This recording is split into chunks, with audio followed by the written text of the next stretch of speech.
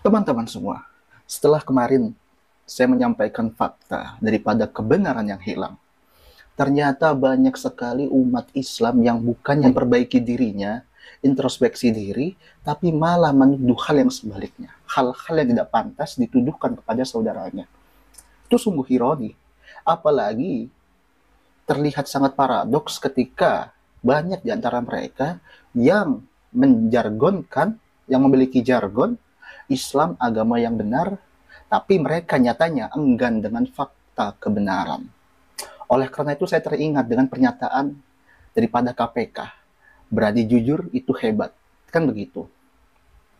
Nah, terlepas dari itu, ternyata ada satu pemahaman yang dimana ini bisa menjadikan alternatif terhadap Islam itu sendiri. Nah, pemahaman ini sedari awal sudah digaungkan oleh Syekh Panji Gumilang. Terkait apa? Terkait Islam. Nah, jadi Syekh Panji Gumilang ini memahami Islam tidak secara harfiah, tapi lebih kepada penerapan kehidupan. Kan begitu. Nah, untuk lebih lengkapnya kita bahas. Rahayu teman-teman semua, merdeka. Teman-teman semua, saya sebenarnya sudah pernah membahas, mengkaji tentang pemikiran Syekh Panji Gumilang dengan judul seperti ini. Nah, itu berasal daripada olah pikir saya sendiri, analisa saya sendiri, tanpa saya tahu atau mengetahui daripada gagasan Syekh Panji Gumilang. Nah, kemudian ketika saya membaca buku ini, ya, yang ditulis oleh Pak Robin terkait bahwa Al-Zaitun adalah sumber inspirasi, ternyata Syekh Panji Gumilang memiliki gagasan yang amat baik, yang amat bijak terhadap Islam itu sendiri. Yang dimana jika Islam yang diamalkan oleh umat Indonesia saat ini sebagaimana yang digagas ya oleh Syekh Panji Gumilang, maka akan terciptanya perdamaian. Gak akan ada lagi namanya perpecahan atas nama agama. Bahkan jika Islam yang diamalkan oleh umat Indonesia adalah Islam yang digagas oleh Syekh Panji Gumilang, maka akan tercapainya perdamaian atas nama agama. Sehingga agama bukan lagi alat pemecah belah. Kan begitu. Tetapi tetap banyak orang-orang yang beragama itu mereka ingkar kepada agamanya, mereka ingkar kepada nabinya, mereka ingkar kepada Tuhannya ketika sudah diberikan bukti yang nyata, yaitu kitab. Banyak yang ingkar ketika perbuatan mereka itu ternyata berlawanan terhadap apa yang ada dalam kitab suci mereka. Gitu loh teman-teman semua. Nah, untuk hal ini, jadi jika dahulu itu banyak yang memberitakan bahwa Syekh Panji Gumilang itu sengaja membuat kontroversi lain sebagainya agar pesantrennya viral, atau bahkan yang mengatakan dia itu mantan NII yang di Al Zaitun, dia menyatakan, saya tuh bingung, dulu tuh Syekh Panji Gumilang tuh gak begitu, tapi kenapa sekarang dia begini? Ternyata teman-teman semua, dalam buku yang ditulis oleh Pak Robin ini, semuanya yang disampaikan oleh mereka adalah dusta. Kenapa? Karena Syekh Panji Gumilang sedari awal pemikirannya sudah begitu, sudah moderat, modern, kan begitu. Kemudian juga pluralis. Sehingga jika Syekh Panji Gumilang dikatakan kontroversinya baru-baru ini untuk menutupi isu NII, ya, itu sama sekali tidak tepat karena Syekh Panji Gumilang sedari awal sudah memiliki paham demikian. Dalam arti beliau memahami agama tidak sebatas teks belaka. Sehingga kalau Anda mau maju sebagai umat Islam, salah satunya bisa menggunakan alternatif daripada Islam yang dipahamkan, yang digagas oleh Syekh Panji Gumilang. Kan begitu. Kenapa saya menyatakan demikian? Yang pertama, bahwa Islam menurut Syekh Panji Gumilang itu tidak membedakan Tuhan. Artinya begini, waktu itu Bang Robin berkenalan, awal kenal dengan Syekh Panji Gumilang menyatakan bahwa dirinya Kristen dan kita berbeda aliran. Itu awal perkenalan Bang Robin yang ditulis dalam bukunya. Tetapi teman-teman semua, ketika Bang Robin ingin pulang, Syekh Panji Gumilang menyatakan bahwa tolong jangan katakan kita berbeda aliran. Jangan katakan kita berbeda keyakinan. Pada dasarnya ketika engkau masih percaya kepada Tuhan, engkau berbuat baik, dan engkau masih beriman kepadanya, maka kita saudara seiman. Adapun bentar atau tidaknya nanti, biarlah Tuhan yang mengutus, bukan kita. Nah, dalam hal ini, Syekh Panji Gumilang sadar insaf terhadap apa? Hakikat penciptaan manusia.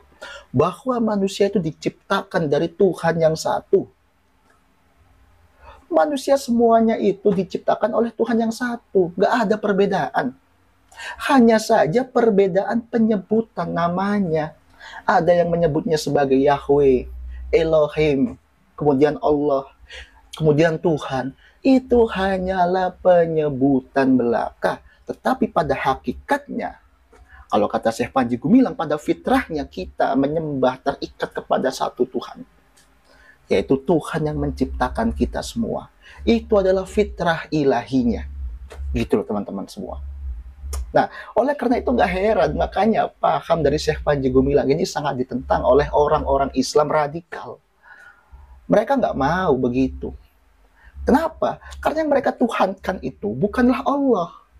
Yang mereka tuhankan itu bukanlah Tuhan semesta alam.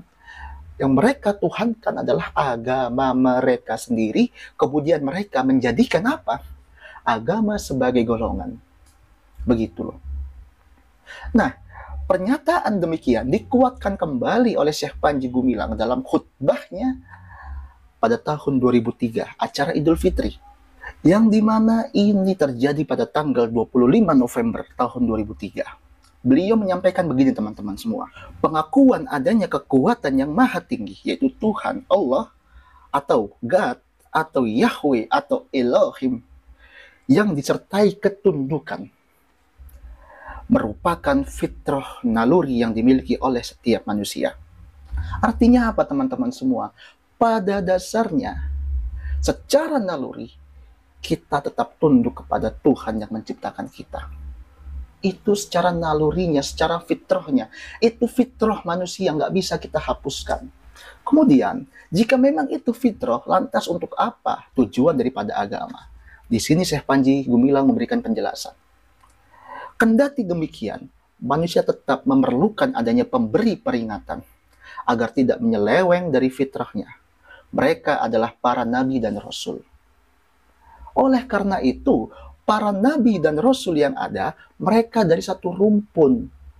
Mereka diturunkan oleh Tuhan sesuai dengan zamannya, diberikan syariat sesuai dengan zaman dan masyarakatnya. Oleh karena itu, sudah hal yang biasa jika syariat nabi yang satu berbeda dengan nabi yang lain. Nggak ada pemaksaan syariat di sini. Begitu loh. Ini sungguh pemahaman seorang kiai, seorang mahaguru, seorang syekh yang telah faham betul dan mengenal akan hakikat Tuhannya. Kan gitu teman-teman semua.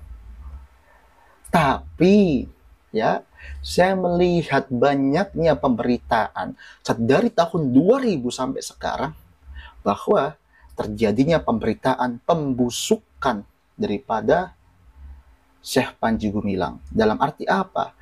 Sosok ketokohan Syekh Panji Gumilang ini dibusukkan oleh berita-berita yang beredar berdasarkan iri dan dengki kepada beliau. Hati-hati.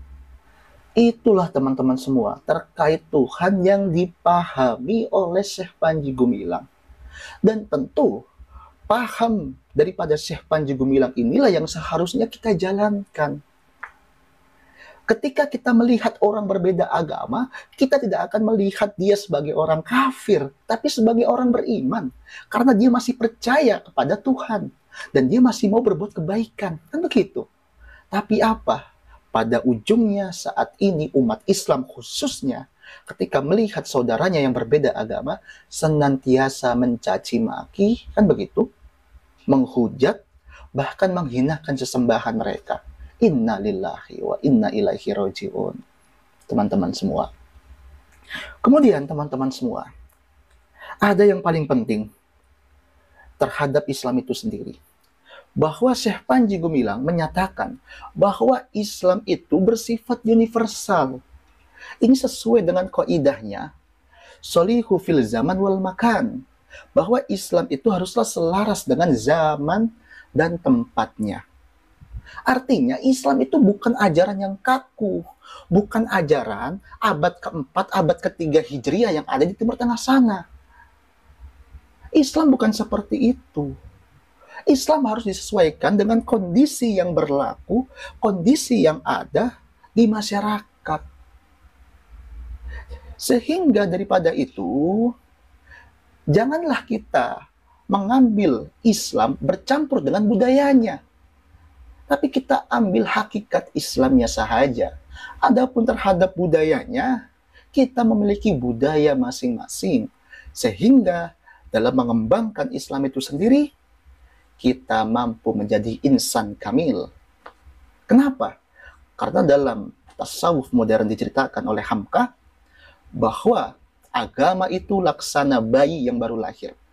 Kesempurnaannya dicari, digapai oleh setiap pemeluknya. Begitu teman-teman semua. Sehingga janganlah kita mengadopsi Islam yang jauh di Timur Tengah sana, yang jauh kehidupannya abad ketiga keempat, kemudian dipaksakan untuk tetap hidup, untuk kekal di masa saat ini. Tentunya yang ada adalah apa? Keterbatasan hukum, itu yang pertama. Kemudian apa? Banyaknya daripada tindakan-tindakan radikal yang tidak sesuai dengan zamannya, tidak sesuai dengan konteksnya. Sehingga Syekh Panji Gumilang dalam memahami Islam harus kontekstual. Dilihat dalam apa? Situasi kondisi yang berlaku. Begitu teman-teman semua. Terlepas daripada itu semua, ada satu hal yang paling saya suka daripada Syekh Panji Gumilang.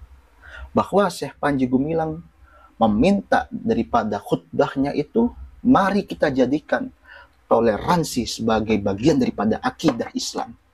Sungguh ini adalah pendapat, ya, gagasan yang mendobrak susunan kolot daripada ulama-ulama Islam sebelumnya, yang lebih mengedepankan daripada apa? Gengsi dan benci, tendensius kebencian kepada agama lain. Tapi Syekh Panji Gumilang tidak mau seperti itu. Beliau menyampaikan, mari kita tempatkan toleransi sebagai akidah dalam beragama. Karena tidak mungkin orang yang beragama itu, apalagi katanya agamanya adalah agama mulia, lantas melakukan tindakan-tindakan amoral, membubarkan ibadah orang lain, mengganggu pembangunan rumah ibadah. Tidak mungkin terjadi. Karena apa? Katanya agamanya mulia. Sehingga sungguh ironi kalau ada umat Islam yang dia masih menggaungkan slogan agama mulia, agama yang benar, tapi ternyata fakta di lapangannya banyak orang Islam yang mengganggu daripada ibadah umat agama lain. Itu sama aja api jauh dari panggang. Artinya apa? Mereka hanya bisa berbicara, nggak bisa melakukan. Makanya hati-hati dengan pola-pola islamisasi saat ini. Ya, banyak pola-pola islamisasi yang sangat sering mereka gaungkan itu adalah apa? Terkait teori-teori utopia, slogan-slogan terhadap Islam.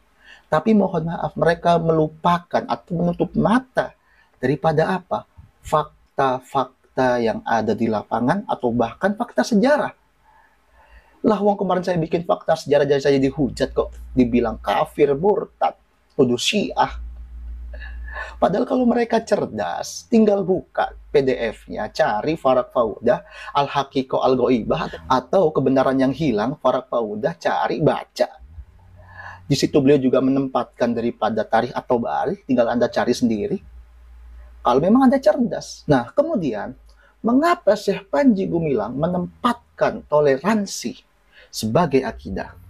Karena Syekh Panji Gumilang tidak mau melihat hal-hal yaitu ranting, tidak mau. Yang beliau lihat adalah benang merah di antara seluruh hubungan umat beragama. Bahwa umat agama ini mengajarkan nilai-nilai universal. Agama apapun itu mengajarkan nilai-nilai universal, nilai-nilai kebaikan. Oleh karena itu kita cari benang merahnya, cari persatuannya, jangan kita justru mencari perbedaannya. Itulah permintaan Tuhan kepada kita. Bahwa Tuhan menyuruh kita masuk ke dalam agama, kemudian memperdalam agama, bukan justru menjadikan agama sebagai apa? Alat pemecah belah. Hati-hati teman-teman semua. Ya, banyaknya khususnya ulama-ulama Islam ya yang menjual ayat, merubah ayat yang dimana ayatnya justru diubah menjadi ayat provokasi, memprovokasi umat agama lain. Hati-hati. Nah, daripada semua itu yang dirangka, yang digagas oleh Syekh Panji Gumilang, kenapa beliau memiliki paham yang demikian? Karena beliau meneladani akhlak yang mulia daripada orang yang mulia Muhammad Sallallahu Alaihi Wasallam. Oke. Sebagaimana Muhammad yang bisa menjaga terkait toleransi, sebagaimana Muhammad yang tidak memaksa orang untuk masuk kepada agama Islam, kan begitu. Oleh karena itu, sebaik-baik contoh adalah mencontoh daripada Nabi. Oleh karena itu, jangan marah kalau saya mengkritik sahabat Nabi. Yang maksum itu hanya Nabi, bukan sahabatnya. Sahabat Nabi itu manusia, bisa salah, bisa benar. Kan begitu. Janganlah karena kita, termakan provokasi, termakan doktrin, lantas mengagumi sahabat Nabi, melebihi Nabi. Kenapa saya bilang begitu? Karena banyak hadis-hadis yang dikatakan sebagai sahih, yang sebagaimana dikutip oleh channel Sunnah Rasul, yang dikatakan oleh masyarakat sebagai channel penistaan, tapi hadis itu adalah hadis yang sahih, teman-teman semua. Hadisnya sahih, sesuai dengan nomornya. Karena saya pernah membacanya juga hadisnya itu. Nah, masalahnya ketika bertemu hal yang seperti ini, mana yang mau kita kedepankan? Al-Quran yang menjamin akhlak Nabi atau hadis yang justru menghinakan akhlak Nabi? Kan gitu. Giliran akhlak Nabi yang dihinakan dalam hadis kita terima begitu saja. Tetapi ketika sahabat dikritik berdasarkan data bukti valid, tetapi karena ada hadis Nabi yang menyatakan sebaik-baiknya umat setelahku adalah umat sahabatku, langsung dibela habis-habisan. Jangan begitu. Kita harus paham, sadar bahwa yang Tuhan jaga, yang Allah maksumkan itu hanyalah Nabi, bukan para sahabatnya. Sahabat adalah manusia. Nah, kemudian teman-teman, terhadap Islam tadi yang digagas oleh Syekh Panji Gumilang, Syekh Panji Gumilang juga memberikan pengajaran bahwa sejarah, mari kita jadikan sebagai pembelajaran. Kita jadikan pembelajaran untuk apa? Memperbaiki diri kita, memperbaiki agama kita. Gitu loh. Memang mungkin kemarin saya membuat judulnya agak agak membuat teman-teman marah karena saya tulis sejarah agama Islam. Perlu diingat, dalam hal sejarah itu ada subjek, ada pelakunya. Kenapa saya katakan agama Islam? Karena dari berlakunya sejarah tersebut diimplementasikan, bahkan dikultuskan sebagai ajaran Islam itu sendiri. Oleh karena itu Syekh Panji Gumilang menolak Islam-Islam yang kolot. Islam ini harus melakukan reformasi. Reformasi yang diartikan bukan berarti mengganti Tuhan, mengganti Nabi, bukan. Tapi reformasi dalam tatanan hukumnya yang ada. Kenapa? Karena hukum yang ada pada dahulu tidak sesuai dengan zaman saat ini. Karena apa? Dalam kaidah fikihnya tagyirul hukma bi tagyiril azmina wal amkinah. Hukum itu berubah tergantung keadaan dan juga tempat dan waktunya. Kan begitu. Tapi masih banyak umat Islam yang tidak sadar akan hal ini. Sekian dari saya. Semoga Islam yang digagas oleh Syekh Panji Gumilang ini senantiasa dapat kita gaungkan, dapat kita bumikan di negara kita. Agar apa? Agar terciptanya perdamaian, agar terciptanya persatuan. Kan begitu. Dan mari kita menyongsong kemuliaan dalam negara kita. Mari jadikan negara Indonesia sebagai baldatun thayyibatun wa rabbun ghafur. Kan begitu teman-teman semua. Wallahu muwaffiq illa aqwamit thoriq fastabiqul khairat. Rahayu untuk kita semua. Merdeka.